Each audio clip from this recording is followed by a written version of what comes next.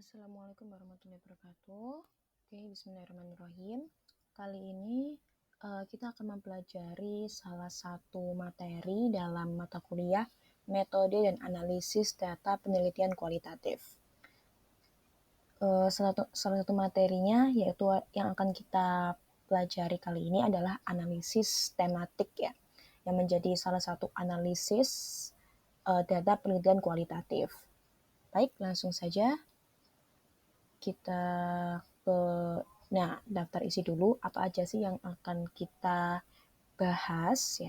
Jadi poin-poin yang akan kita bahas ada 5.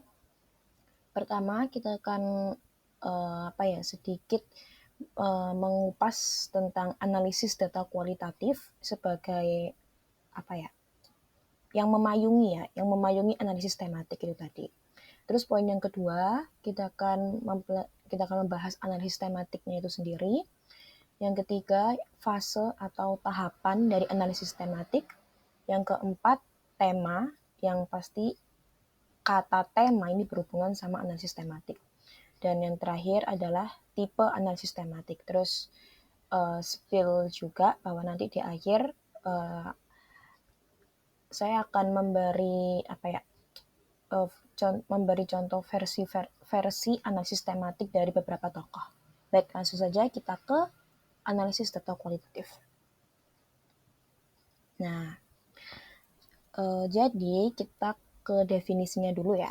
Analisis data kualitatif. Sebenarnya analisis itu apa sih? Analisis itu adalah kegiatan menyelidiki, menelaah, termasuk mengorganisasi itu sendiri ya. Jadi dapat dikatakan bahwa definisi analisis data kualitatif adalah mengorganisasi data guna atau untuk menemukan kategori-kategori tertentu dan interpretasinya. Jadi sebenarnya dapat dibilang tujuan analisis data kualitatif ini adalah menemukan kategori-kategori tertentu dan interpretasinya. Titik. Itu sebenarnya tujuan analisis data kualitatif. Kategori dan interpretasinya. Lalu, analisis yang baik itu mampu mengungkap pemahaman yang lebih baik tentang suatu fenomena. Jadi misal katakan fenomenanya tentang yang biasanya yang sering diangkat jadi topik itu tentang fenomena K-pop lah ya misalnya ya. Fenomena K-pop. Nah, jika analisis data itu tuh baik, jadi analisis yang baik itu bisa mengungkap pemahaman yang lebih baik tentang fenomena K-pop itu tadi. Oke, saya ulangi ya. Jadi analisis yang baik itu bisa mengungkap pemahaman yang lebih baik tentang fenomena K-pop. Misalnya, seperti itu. Oke, semoga dapat dipahami ya. Baik, itu sedikit tentang analisis data kualitatif.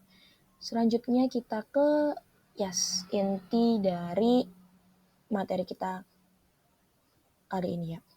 Jadi ini menurut Brown and Clark, salah satu tokoh analisis tematik ya.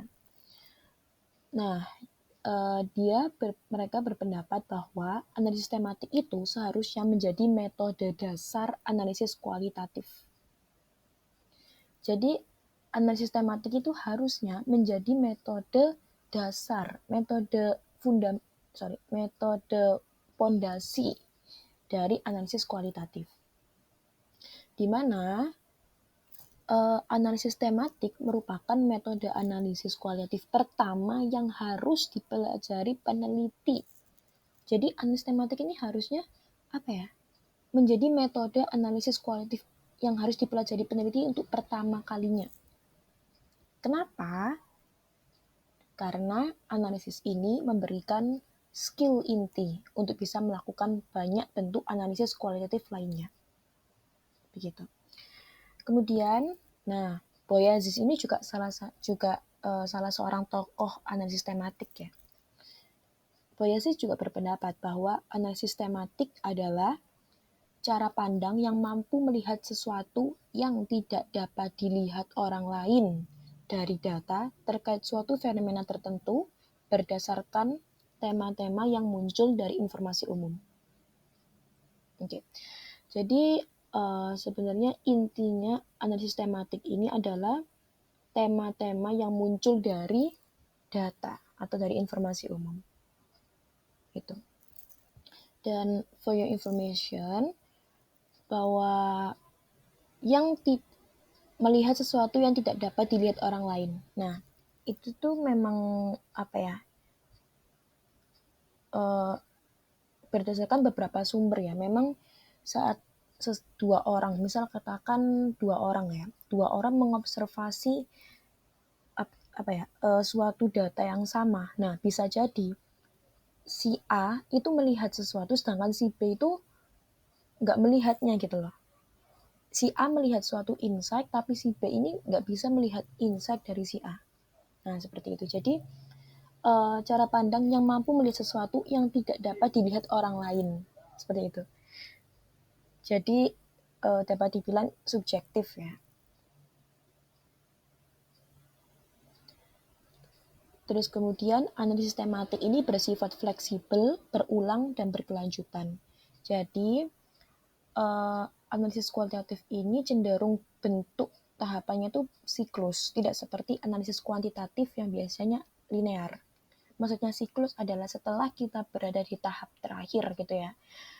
Nah, kita tuh bisa kembali lagi ke tahap awal gitu.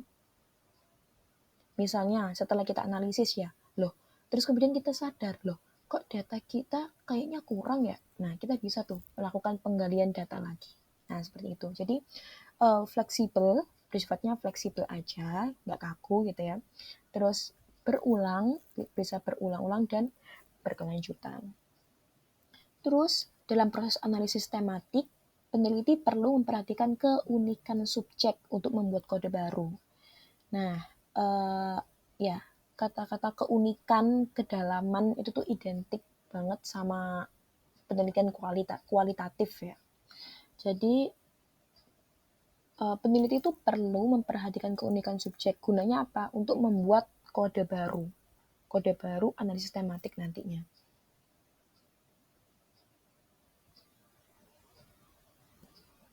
Ya, begitu ya. Semoga dapat dipahami ya. Baik, itu untuk analisis tematik. Sekarang kita beralih ke ya, fase analisis tematik. Sebenarnya ini adalah fase dapat dibilang apa ya? Inti dari fase analisis tematik. Kenapa? Karena sebenarnya tahapan analisis tematik itu punya banyak versi. Misalnya ada versinya Brown and Clark tadi, ada versinya Boyaziz, ada versinya Faraday. Nanti akan saya paparkan di akhir ya. Akan saya kasih tahu di akhir seperti apa sih versi-versi mereka gitu. Tapi pada intinya inilah 3 fase analisis tematik. Intinya tuh ini. Yang pertama, menyadari momen penting atau dalam kurung melihat. Maksudnya apa? Nah, seperti pada gambar, kita lihat bagian gambar atas itu ya.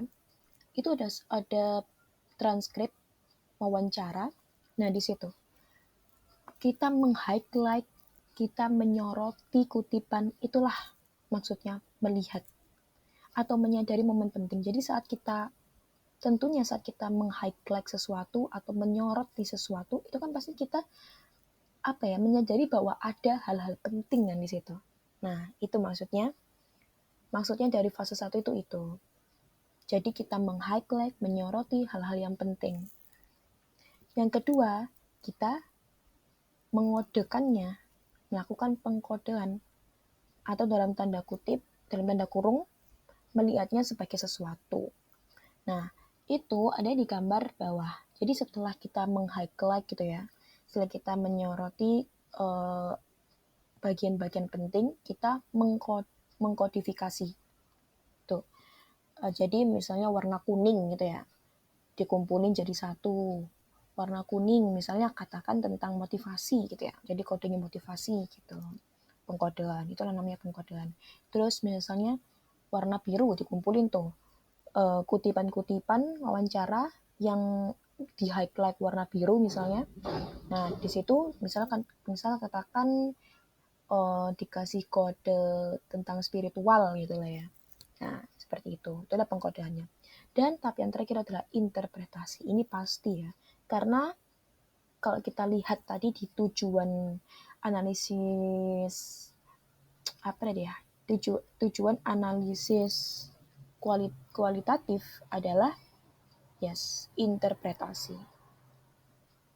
Pastinya diinterpretasi ya. Begitu. Nah, sekarang kita ke tema sesuatu yang sangat berhubungan dengan analisis tematik. Tema adalah, ini menurut Boyaziz, tema adalah pola yang ditemukan dalam data kualitatif yang memuat penjelasan hingga interpretasi dari suatu fenomena. Jadi inti dari tema itu adalah pola yang ditemukan dalam data kualitatif. Misal, katakan data kualitatif itu misalnya dalam data mentahnya itu transkrip wawancara gitu ya. Nah, saat kita membaca dengan seksama, berusaha memfamiliarisasikan data transkrip wawancara itu tadi. Nah, biasanya kita akan menemukan pola tuh yang sama. Misalnya, wah ternyata motivasi sering disebutkan oleh subjek A, misalnya seperti itu. Nah, itulah yang bisa disebut sebagai tema. Jadi, adanya pola yang ditemukan, itulah tema. Nah, terus tema ini menangkap hal-hal penting tentang data yang berhubungan dengan pertanyaan penelitian, serta merepresentasikan beberapa tingkat respons berpola atau bermakna dalam data. Ya, memang benar, jadi tema itu menangkap hal-hal penting. Oke, sudah disebutkan berkali-kali bahwa tema itu menangkap hal-hal penting tentang data yang berhubungan dengan pertanyaan penelitian. Jadi, apa yang kita highlight itu adalah hal-hal yang berhubungan sama pertanyaan penelitian yang telah kita buat sebelumnya. Itu. Jadi tema itu berhubungan dengan pertanyaan penelitian.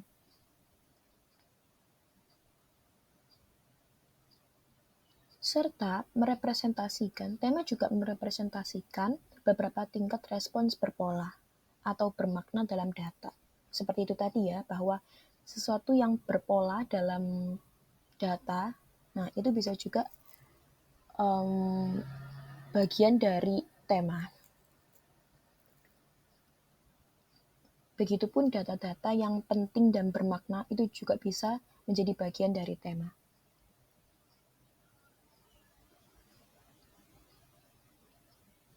Oke, semoga dapat dipahami ya. Nah, selanjutnya kita ke 3 tipe analisis tematik. Oke, sebelum kita membahas 3 tipe analisis tematik, saya mau menjelaskan tentang induktif dan deduktif ya. Jadi sebenarnya ini berhubungan sama, mungkin teman-teman dapat dari pelajaran bahasa Indonesia ya, induktif, deduktif.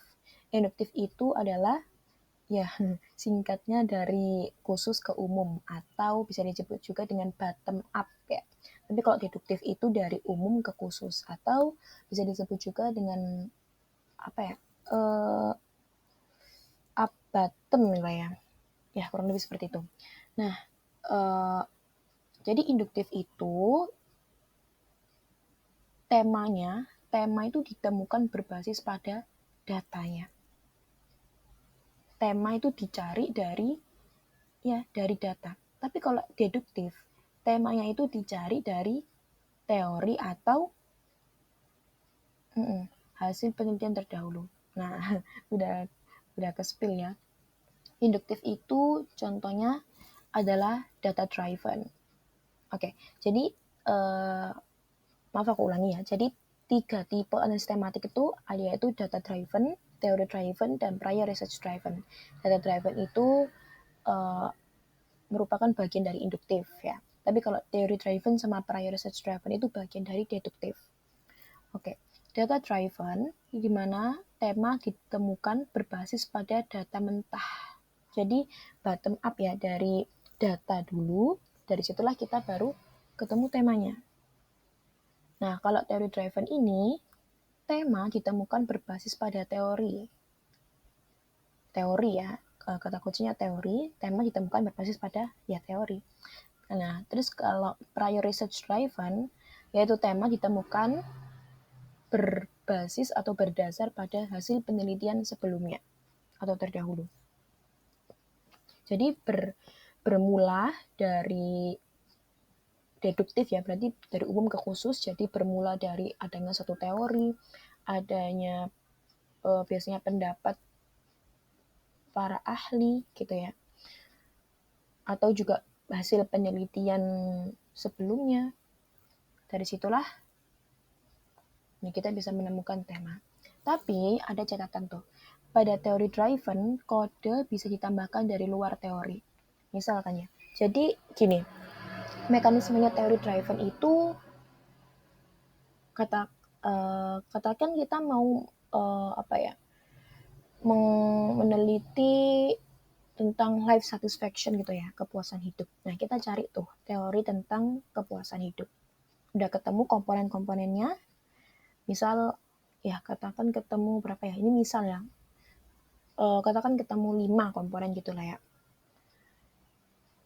Nah, 5 komponen itu tadilah yang menjadi tema atau kode, bisa dibilang tema atau kode. Nah, 5 kode itu tadi nantinya yang akan diaplikasikan pada transkrip wawancara. Misal katakan salah satu komponen dari 5 komponen tadi, misalkan salah satunya adalah suasana hati positif lah ya. Kan suasana hati positif bisa menjadi bagian dari kepuasan hidup ya. Nah, suasana hati positif itu tadi kita cari tuh di transkrip wawancara. Ada nggak di transkrip wawancara yang mengandung suasana hati positif? Nah, seperti itu. Itu maksudnya seperti itu. Nah, tapi ya, misal kalau kita dalam menganalisis transkrip wawancara tuh, ada hal yang penting yang berkaitan dengan pertanyaan penelitian, tapi nggak termasuk dalam kelima komponen teori itu tadi. Nah, itu bisa ditambahkan kode baru, bisa menjadi kode baru. Jadi, ya cukup fleksibel ya kalau analisis tematik ini. Walaupun udah ada teorinya, kita tetap bisa menambahkan kode baru. Baik. Nah, ini seperti yang saya bilang sebelumnya ya, ini adalah fase analisis tematik menurut beberapa tokoh. Ini menurut Boyaziz ya. Jadi dia ada theory driven, prior research driven, sama data driven. Sebenarnya intinya itu tadi ya, ada proses melihat atau menyoroti, itu misalnya bisa kita lihat di bagian